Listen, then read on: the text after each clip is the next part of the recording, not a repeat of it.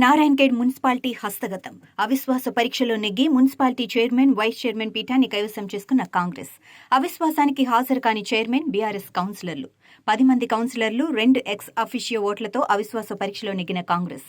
Municipal chairman గా Anand Swaroop Shetkar, vice chairman గా దారం శంకర్లను ఎన్నుకునే అవకాశం. మొత్తము 15 మంది ఎలక్టెడ్ కౌన్సిలర్లు మరియు 3 ఎక్స్ అఫీషియల్ మెంబర్స్, టోటల్ 18 మందిలో 230 మెజార్టీ అంటే 12 మంది ప్రజెంట్ ఉండాలి. ఈరోజు టోటల్గా 13 మంది ప్రజెంట్ ఉండడం జరిగింది.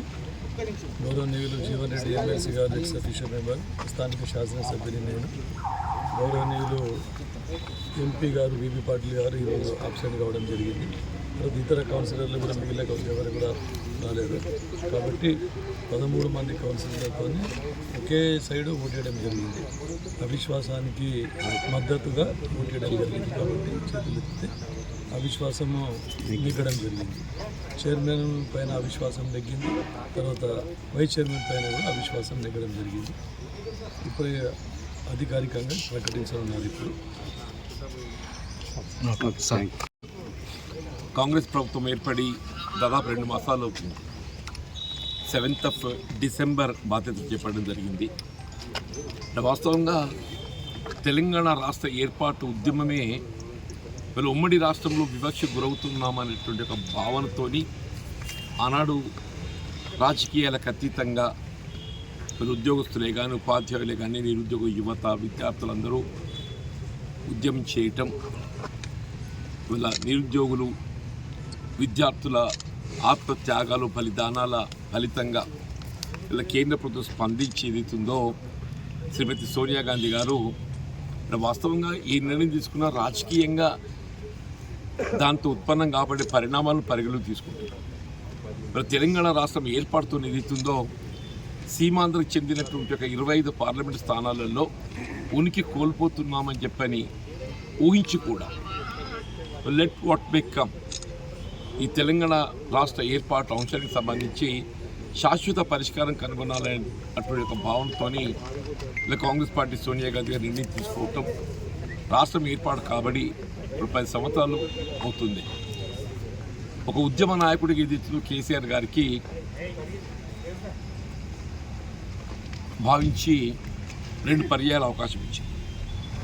కానీ దురదృష్టం ఏంటంటే 2 పర్యాయాలు కూడా ఇంతవరకు ఏదైతుందో ఆయన ఉద్యమ లక్ష్యాలను నెరవేర్చడానికి మరి ప్రయత్నం చేయకుండా తన కుటుంబము, తన నియంత్రణతో ధోరణితో ఏదైతుందో పాలనలో ప్రజానీకాన్ని నిర్లక్ష్యం చేయటం, అభివృద్ధి నిర్లక్ష్యం చేయడంతో ఏదైతుందో ప్రజలు ఒక విధంగా విసిగి వేసారి తెలంగాణ రాష్ట్ర ఏర్పాటుకు దోహదపడ్డట్టు ఒక కాంగ్రెస్ పార్టీకి అవకాశం కల్పించాలని భావనతో అవకాశం కల్పించేయటం, రాష్ట్రం ఏర్పడ్డ ఈ 2 మాసాల లోపుల్ని ఎన్నికలు చేసిన వాగ్దానాలకు అనుగుణంగా మీరు గమనించిండ్రు. ఇలా ఉచిత రవాణా సౌకర్యం, అట్లాగే 10 లక్షల రూపాయల వరకు రాజీవ్ ఆరోగ్యశ్రీ కార్యక్రమాన్ని అమలు చేయడమే కానీ వీళ్ళ అనదర్ వీక్ ఎన్నికల నోటిఫికేషన్ ప్రక్రియ వెలువడే లోపు ఏదైతుందో ఇంకా 2 గ్యారెంటీలు కూడా అమలు చేయాలని చెప్పని మరి గౌరవ ముఖ్యమంత్రి గారు తలంచటం రేవంత్ రెడ్డి గారు మన పత్రికలో కూడా గమనిస్తున్న వారు గ్యాస్ సిలిండరే కానీ 200 యూనిట్ల వరకు ఏదైతుందో ఇవాళ ఉచిత విద్యుత్ సౌకర్యం కల్పింపు చేయబడే విధంగా కార్యక్రమాలు కూడా అమలు చేయాలని సంకల్పిస్తున్న విషయంలో మనం గమనిస్తున్నాం. అట్లే గృహ నిర్మాణం సంబంధించి కూడా నిరుపేద వర్గాలకు గడిచే దశాబ్ద కాలంలో అంటే ఆనాడు ఉమ్మడి రాష్ట్రంలో నిర్మాణం చేపట్టబడ్డటువంటి యొక్క ఇందిరమ గృహాలు తప్ప ఎక్కడో అరకొరైతే నిర్మాణం చేసి చేయవచ్చు. బట్ అదర్వైజ్ ఏదైతుందో ఇలా గృహ నిర్మాణ కార్యక్రమం పూర్తిగా నీరు కార్చడం జరిగింది. దానికి పెద్దపీట వేసే విధంగా లబ్ధిదారుల ఎంపిక ప్రక్రియ కూడా ఆరంభం చేయబోతుంది. ఈ మధ్య ప్రజాపాలనలో ఏదైతుందో ఈ ప్రభుత్వం అమలు చేసి తలపెట్టే సంక్షేమ కార్యక్రమాలకు సంబంధించి లబ్ధిదారుల విజ్ఞప్తి కూడా స్వీకరించింది. ఏదైనా పాలన ప్రజల్లో ఏదైతుందో ఒక విశ్వాసం ఏర్పడుతుందని చెప్పి అంటున్నారు కాంగ్రెస్ పార్టీ పట్ల. అంటే ప్రభుత్వం తీసుకుంటున్న చర్యలతో అని చెప్పండి. వాస్తవంగా వాళ్ళు జాతీయ స్థాయిలో గమనించిన, మన రాష్ట్ర స్థాయిలో గమనించినా కానీ ఆనాడు యూపీఏ ప్రభుత్వంలో చేపట్టబడ్డటువంటి కార్యక్రమాలు ఇవాళ ప్రధానంగా ప్రజానీకాన్ని మేలును కూరుస్తున్నాయి. 2014లో ఎన్డీఏ ప్రభుత్వం వచ్చింది. 2004 నుండి 14 వరకు ఏదైతుందో దేశంలో యూపీఏ ప్రభుత్వం. వీళ్ళ జాతీయ గ్రామీణ ఉపాధి హామీ పథకం ఆవిర్భావ దినోత్సవం ఇవాళ. నేషనల్ గ్యారంటీ ఏదైతుందో మహాత్మా గాంధీ నేషనల్ రోజ్గార్ యోజన కార్యక్రమం వల్ల ఆరంభ దినోత్సవం చెప్పండి. వాస్తవంగా సోనియా గాంధీ గారు అంటే ఆమె ఆలోచన విధానాన్ని ఏదైతుందో యావత్ గ్రామీణ ప్రజానీకం ఏదైతుందో ఒక వరంగా భావిస్తుందని చెప్పండి. గ్రామీణ ప్రాంతంలో ఉండేటువంటి నిరుపేద వర్గాలు వ్యవసాయ కూలీలు ఏదైతున్నదో వారి పని లేని దినాలలో పని కల్పించాలని ఒక భావనతోని ఏదైతే జాతీయ గ్రామీణ ఉపాధి హామీ పథకాన్ని ప్రవేశపెట్టడం జరిగిందో యూపీఏ ప్రభుత్వ హయాంలో, అది వారికి ఉపాధి కల్పనతో పాటుగా గ్రామ స్థాయిలో అమలు తలపెట్టేటువంటి ప్రతి అభివృద్ధి కార్యక్రమంలో వీళ్ళ ఎన్ఆర్జీఎస్ మిళితమై ఉందని చెప్పండి. వీళ్ళ గత ప్రభుత్వం కానీ ఈ ప్రభుత్వమే కానీ అంత పూర్వమున్న ప్రభుత్వమే కానీ చెప్పంటున్నా. ఇలా మీరు గ్రామాలలో డంపింగ్ యార్డ్స్ అంటారు, వైకుంఠ ధామాలు అంటారు, హరితహారం సంబంధించిన గుంతలు తీయడమే కానీ చెప్పంటారు, మొక్కలు నాటడమే కానీ వాడు వాటరింగే కానీ మీరు ఏ కార్యక్రమం చూసినా గ్రామనాడైనా ఏ నాడైనా నిరుపేద వర్గాల పట్ల, రైతాంగం పట్ల, రైతు కూలీల పట్ల అండగా నిలిచే పార్టీ కేవలం కాంగ్రెస్ పార్టీ అని చెప్పంటనే. రేపు రాబోయే ఒక పార్లమెంట్ ఎన్నికల్లో జాతీయ స్థాయిలో కాంగ్రెస్ ప్రభుత్వం ఏర్పడడం, అది ఇండియా కూటమి ఏ విధంగా ఒక సెక్యులర్ గవర్నమెంట్, ఒక లౌకికవాద ప్రభుత్వం, పేద ప్రజల సంక్షేమ ప్రభుత్వం అని చెప్పంటున్నా. వీళ్ళ క్రూడ్ ఆయిల్ ధరలకు అనుగుణంగా అంతర్జాతీయ మార్కెట్లో ఏ విధంగా అయితే క్రూడ్ ఆయిల్ ధరలు తగ్గడం జరిగిందో, వీళ్ళ పెట్రోల్ డీజిల్ ధరలు ఏదైతుందో మీరు 2014 స్థాయికి 2014లో ఏ ధరలు అయితే ఉండనో పెట్రోల్ డీజిల్ ఆ స్థాయికి దాన్ని ఏదైతుందో వెనక్కి తీసుకెళ్లడం వీళ్ళ కాంగ్రెస్ పార్టీ యొక్క లక్ష్యం అని చెప్పంటారు. అట్లా రైతాంగానికి సంబంధించిన రుణమాఫీ ప్రక్రియ మీ రాష్ట్ర ప్రభుత్వంలో ఏదైతుందో 2 లక్షల రూపాయలు రుణమాఫీ చేస్తామని చెప్పని పేర్కొనడం జరిగింది.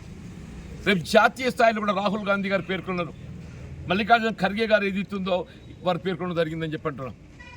ఏ విధంగా తెలంగాణ రాష్ట్రంలో రైతాంగం రుణమాఫీ చేయడం జరుగుతుందని చెప్పి పేర్కొన్నారో, జాతీయ స్థాయిలో కూడా అప్పులు నెట్టబడ్డ రైతాంగానికి మరి రుణ విముక్తులు చేయాలనే భావనతోని వీళ్ళ గత ప్రభుత్వం ఎన్డీఏ ప్రభుత్వం ఏదైతుందో ఏ విధంగా మీరు బడా పెట్టుబడిదారులకు బ్యాడ్ టెప్స్ తొలగించే విధంగా రైతు కల్పించిందో, సామాన్య రైతాంగానికి ఏదైతుందో వారికి అవకాశం కల్పించడం చెప్పండి. రాబోయే ఒక ప్రభుత్వం కాంగ్రెస్ పార్టీ ఆధ్వర్యం లోపల పేద ప్రజల సంక్షేమ ప్రభుత్వం అని చెప్పారు, పేద ప్రజల సంక్షేమ ప్రభుత్వం చెప్పంటున్నాం, రైతాంగ సంక్షేమ ప్రభుత్వం, రైతు కూలి సంక్షేమ ప్రభుత్వం అని చెప్పంటున్నాం. ఆ విధంగా ప్రభుత్వం సెక్యులర్ గవర్నమెంట్ రాబోతుంది. ఆ విశ్వాసం మాకు ఏ విధంగా తెలంగాణలో ప్రజలు మార్పు కోరారు, ఒక నియంత్రిత పాలనకి ఏదైతుందో మార్పు కోరారు. అదే జాతీయ స్థాయిలో కూడా ఏదైతుందో ప్రజలు మార్పు కోరుతున్నారు. 2 పర్యాయాలు అవకాశం ఇచ్చిన మోడీ గారికి, అంతకుముందు యూపీఏకి 2 పర్యాయాలు అవకాశం ఇచ్చిండ్రు. వీళ్ళ మోడీ గారి ప్రభుత్వం ఏదైతుందో గత యూపీఏ ప్రభుత్వంతో మనం పోల్చి చూసినట్టయితే వాళ్ళు ఎక్సెప్ట్ నినాదం తప్ప కార్యాచరణలో ఏదైనటువంటి ఒక అభివృద్ధి సంక్షేమాలు లేవు అనేటువంటి ఒక భావనతో మార్చబోతున్నారు. కాంగ్రెస్ ప్రభుత్వం రాబోతుందని చెప్పని పేర్కొంటున్నారు. మున్సిపల్ చైర్మన్ మరియు వైస్ చైర్మన్ పదవులకు గాను అవిశ్వాస తీర్మానం, జిల్లా కలెక్టర్ గారి అవిశ్వాస తీర్మానం ప్రతిపాదనని 10 మంది కౌన్సిలర్లు ఫామ్ 1 ద్వారా నిర్ధారిత ఫామ్ 1 ద్వారా జిల్లా కలెక్టర్ గారికి సమర్పించడమైనది. దానికి అనుగుణంగా జిల్లా కలెక్టర్ గారు ఫామ్ 2లో నోటీస్ ఇచ్చి ఈరోజు ఆర్డీఓ నారాయణఖేడ్ ప్రిసైడింగ్ ఆఫీసర్గా నియమిస్తూ ఈరోజు అవిశ్వాస తీర్మానాన్ని ప్రవేశపెట్టుటకు ఆదేశాలు జారీ చేస్తున్నారు. దానికి అనుగుణంగా ఈరోజు అవిశ్వాస తీర్మానానికి అందరికీ నోటీసులు సర్వ్ చేసి ఈరోజు ఏర్పాటు చేయడం జరిగింది. ఈరోజు ఏర్పాటైన దాంట్లో మొత్తం 15 మంది సభ్యులు, కౌన్సిలర్లు, అదేవిధంగా 3 ఎక్స్ అఫిషియో మెంబర్స్ కలిపి మొత్తం 18 మందికి గాను కోరం 12గా 2/3 అంటే 12గా నిర్ధారించడమైనది. ఈ 12కు గాను మనకి మొత్తం 13 మంది సభ్యులు హాజరై ఉన్నారు. సో కోరం నిండినారు కాబట్టి 11 గంటల 5 నిమిషాలకి చైర్మన్ గారి పైన చైర్మన్ రుబీనా బేగం గారిపైన అవిశ్వాస తీర్మానం చదివి వినిపించడం జరిగింది.